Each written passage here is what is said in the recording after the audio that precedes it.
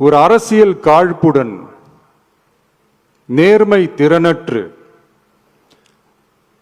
நம்மளை பத்தி குற்றம் சாட்டியுள்ள குறுகிய மனம் கொண்ட முதல்வர் அவர்களுக்கு ஒரு சில கேள்விகள்.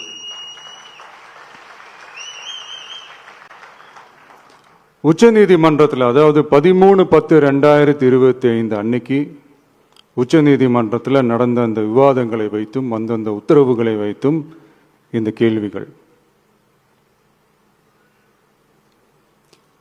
இப்படி பொய் மூட்டைகளா நம்மளை பத்தி இந்த அவதூறுகளை அவிழ்த்து விட்ட முதல்வர் அவர்களுக்கும் திமுக அரசுக்கும் சார்பாக கோடிகளை கொட்டி அமர்த்தப்பட்ட அறிவார்ந்த வழக்கறிஞர்கள் அவங்க இந்த கபட நாடக திமுக அரசோட தில்லுமுல்லுகளை தாங்கி பிடிக்க இயலாமல் உச்ச நீதிமன்றத்தில் திக்கு திணறி நின்றது முதல்வர் அவர்களுக்கு மறந்துவிட்டதா? இந்த கரூர் சம்பவத்துக்கு அப்புறமே அவசரமா ஒரு தனிநபர் ஆணையம், அந்த தனிநபர் ஆணையத்தை அவமதிக்கிற மாதிரி அரசு உயர் அதிகாரிகள், காவல்துறை உயர் அதிகாரிகள் எல்லாருமே நம்மளை பத்தி ஃபுல்லா இந்த அவதூறுகள் பரப்பி ஒரு செய்தியாளர்கள் சந்திப்பு அவசரமா. இதெல்லாம் ஏன் நடக்குது? எதுக்காக நடக்குது அப்படின்னு ஒட்டுமொத்த தமிழக மக்களும் கேள்வி கேட்க ஆரம்பிச்சாங்க. இதுவும் தமிழக முதல்வர் மறந்துட்டாரா? அதுக்கப்புறம் அந்த தனிநபர் ஆணையத்தை தலையிலேயே கொட்டி வீட்டுக்கு அனுப்பிச்சிட்டாங்க. அது வேற விஷயம்.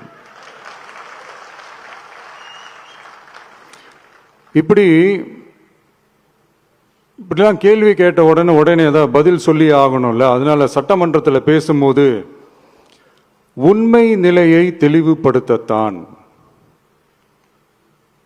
அப்படின்னு ஏதோ இந்த சட்ட ரீதியாகவும் சத்தியத்திற்காகவும் நடந்தது போல ஏதோ சாமர்த்தியமா பேசுறதா நினைச்சு பேசியிருக்காங்க. இப்படி ஒரு 50 வருஷமா பொது வாழ்க்கையில் இருக்கிற ஒருத்தவங்க ஒரு முதல்வர் அவர்கள் சொன்னது எவ்வளவு பெரிய ஒரு வடிகட்டின பொய், சப்பை கட்டுன்னு நான் சொல்லல,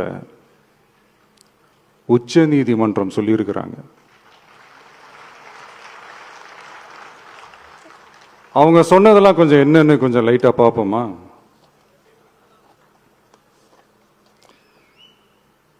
The comments which have been made before the media by the top officers of the police department may create doubt in the minds of the citizenry on impartiality and fair investigation. The faith and trust of the general public on the process of investigation must be restored in the criminal justice system. அதாவது அரசு காவல் உயர் அதிகாரிகள் ஊடகங்களிடம் பேசியது என்பது பொதுமக்களிடையே நியாயமான விசாரணை நடக்குமா என்ற சந்தேகத்தை ஏற்படுத்தக்கூடும் என்றும், நியாயமான விசாரணை மூலமே அந்த சந்தேகத்தை மீட்டெடுத்தே ஆக வேண்டும் என்றும் உச்ச நீதிமன்றம் தமிழக அரசின் தலையில் ஓங்கி நறுக்கு நறுக்கு நறுக்கு என்று கொட்டியதை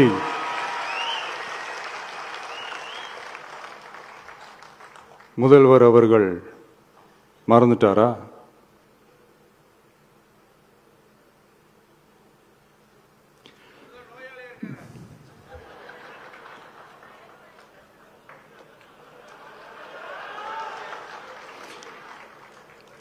மாண்புமை சென்னை உயர் நீதிமன்றத்தின் மாண்புமிகு நீதியரசர் SIT அமைத்து உத்தரவிட்டார் அல்லவா? அந்த உத்தரவை ஏதோ சட்டத்தின் மீதும் நீதி பரிபாலனத்தின் மீதும் மரியாதை கொண்டவர்கள் போல ஒரு நாடகத்தனமான கொண்டாட்டத்தை திமுகவும் திமுகவிற்கு ஒத்து ஊதுவோரும் நடத்தி கூத்தாடி குதூளித்தனர் அல்லவா? தாவேகாவிற்கு எதிராகவும் நமக்கு எதிராகவும் உயர்நீதிமன்ற மாண்புமிகு நீதியரசர் தீர்ப்பளித்து விட்டதாக விதந்தோதி விழா எடுத்தனர் அல்லவா? அந்த உத்தரவை குறித்து சொல்லும் போது எந்த ஆவணத்தின் அடிப்படையில் அந்த உத்தரவு அமைக்கப்பட்டது? நான் கேட்கல, உச்ச நீதிமன்றம் கேட்டிருக்கிறாங்க. The judgment is completely silent about how learned single judge arrived at such a conclusion and what material was pursued by the court என்று உச்சநீதிமன்றம் உரத்த குரலில் கேள்வி கேட்டது. அப்போதும் கூட உச்சநீதிமன்றத்தில் திமுக அரசுக்காக வாதாடிய அறிவார்ந்த மூத்த வழக்கறிஞர்கள் பதில் சொல்ல இயலாமல் வாய் மூடி மௌனம் காத்ததை நாடே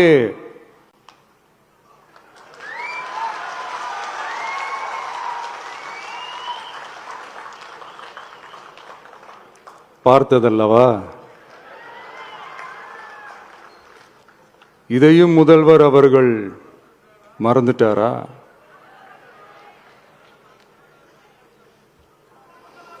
Such petition ought to be dealt with by the division bench, registering as public interest litigation in right earnest and not to be dealt with by a single bench. அதாவது பொது வழிகாட்டு முறைகளான SOP அமைக்கப்பட்டு வெளியிட வேண்டும் என்ற கோரிக்கையுடன் வந்த ரிட் மனுவை நீதிபதிகள் டிவிஷன் பெஞ்ச் தான் கையாள வேண்டும், தனி நீதிபதி பெஞ்ச் கையாளக்கூடாது என்றும் உச்சநீதிமன்றம் சொன்னதல்லவா? அது மட்டுமா, கோரிக்கையே இல்லாமல் SIT அமைக்கப்பட்டது எந்த வகையில் சரி என்றும் கேள்வி எழுப்பியது உச்சநீதிமன்றம். இது எல்லாமே